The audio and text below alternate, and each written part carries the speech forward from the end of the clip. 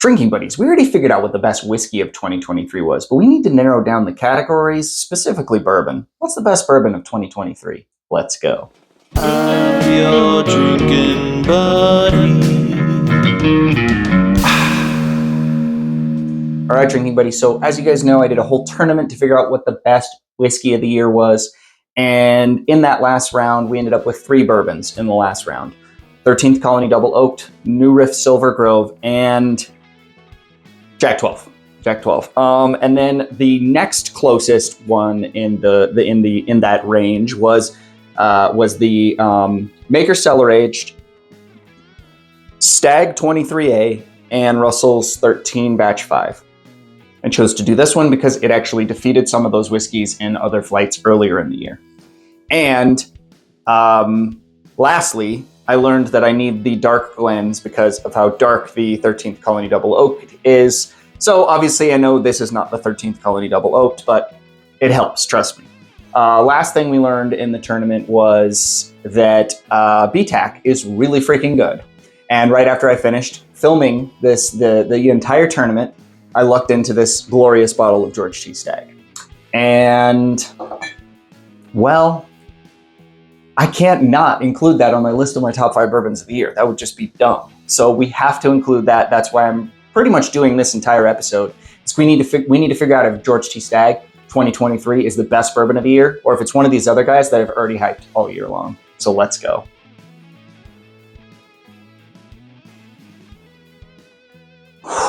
That's a nice nose.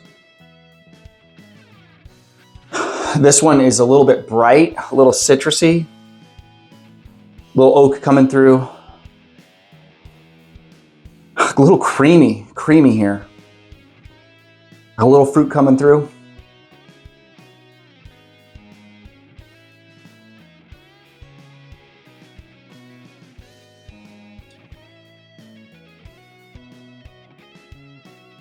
That one is,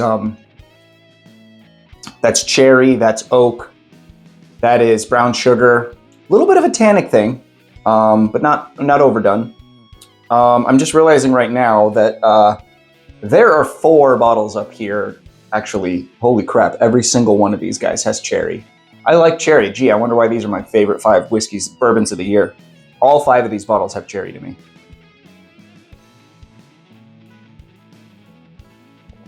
I'm not going to do any bottle guessing. We're just figuring out which is the best, but that is really good.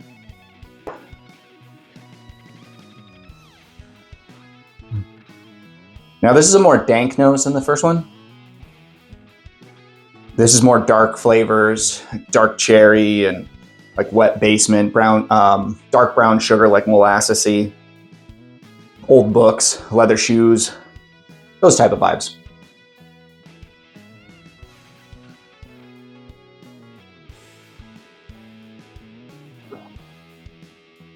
Oh, that's really nice.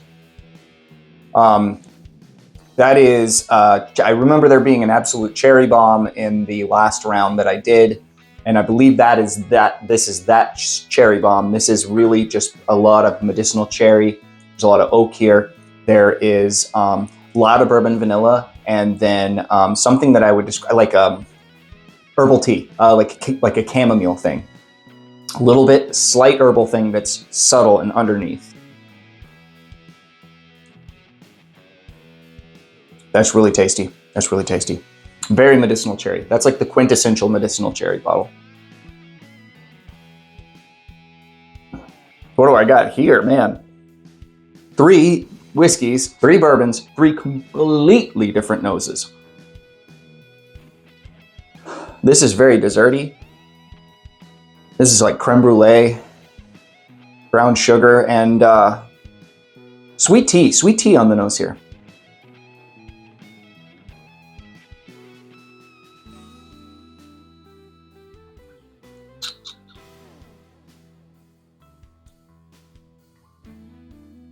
Ooh. Ooh. Dang. Dang, that is good. Yeah, that's that once again, I'm sorry, I'm gonna say cherry a lot in this video. I put 5 cherry forward whiskeys on here. Yeah, that's got cherry, that's got a slight hint of a licoricey thing. I'm getting a slight hint of a cola thing as well on here.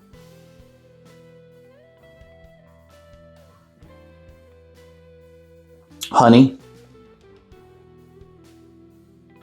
We are 3 for 3 for great bourbons. This might be harder than the last round.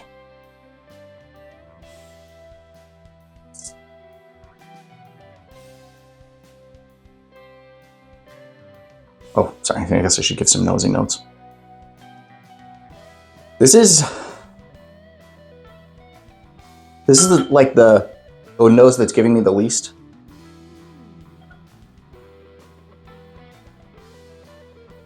This is a dusty nose, like I'm smelling old library books. It's picking, you know, it's getting a little more. Let's roll it a little bit. We'll get some more nose off of here.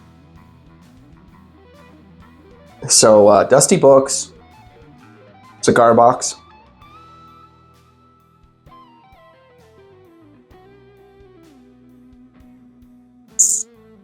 Mm.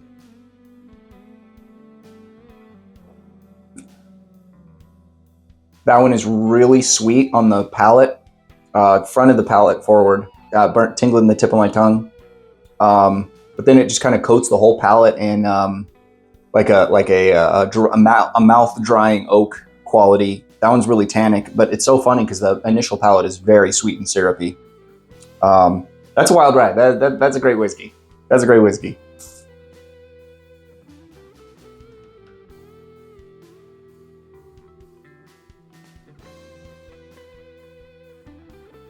This is very cherry cola on the nose.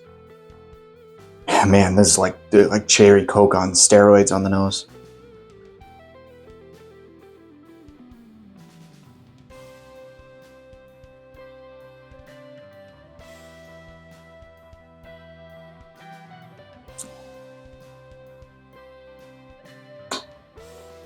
Yeah, that's a beautiful whiskey. All 5 of these are good. I think so far these 2 are standing out. That often changes. This is the second time through, but yeah, on here I'm getting cherry cola, a lot of oak on here, some really nice, same sort of things I was getting off of Glass 4, where it's like that initial palate is very sweet, very front of the palate, tingling the tip of my tongue, and then it just kind of totally takes over and coats the whole palate in that tannic drying oak, and you get you kind of get the best of both worlds. You kind of get the sweetness you get off of a young bourbon on top of the, you know, like the oaky qualities you get off something old. It's somewhere in between the two, and I like that. Both of those guys dance that line. Finish. It's just going. The finish is very tobacco and leather forward. So the older notes are coming through on here. And there's some older whiskeys in here, so that makes sense. Some older bourbons. Anyway, I'm going to go through these again, and then I will tell you what my favorite bourbon of the year is. All right, so when I went through them again, the nose on this one really did come out. I think it just needed to sit in the glass for a few more minutes. I think I went into these a little too soon after my wife poured them, because now this is my favorite nose, this is my favorite palate, and it's my favorite finish. Glass 4 is the best. Like I said, I'm not doing any guesses. I'm really not, but my brain is telling me, and I know I'm kind of guessing by saying this, but it's how my brain works. I'm sorry. I'm pretty sure that's the Stag or the 13th Colony Double Oak, and I'm not really sure which is which. They do have very similar palates to me. Glass 4 and 5 are my favorites, and Glass 4 and 5 are the 2 that I think really stand out as being the best. So anyway, long story short, Glass 4 is my favorite, but there's no least favorite up here. They're all excellent, but my 5th favorite bourbon of the year is the First Glass. Hey, that is the cellar aged.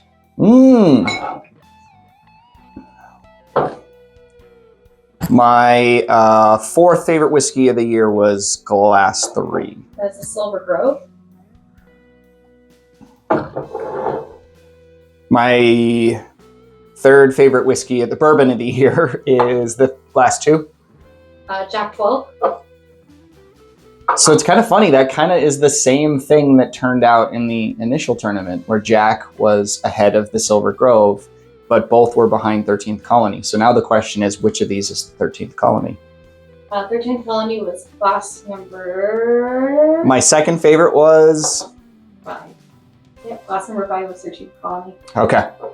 So my favorite bourbon of the year was the one that didn't make it into the tournament. So it might have beat out Handy. I don't know. I mean, well, I don't know what won that tournament. You have to go watch that video if you haven't seen it yet. Anyway,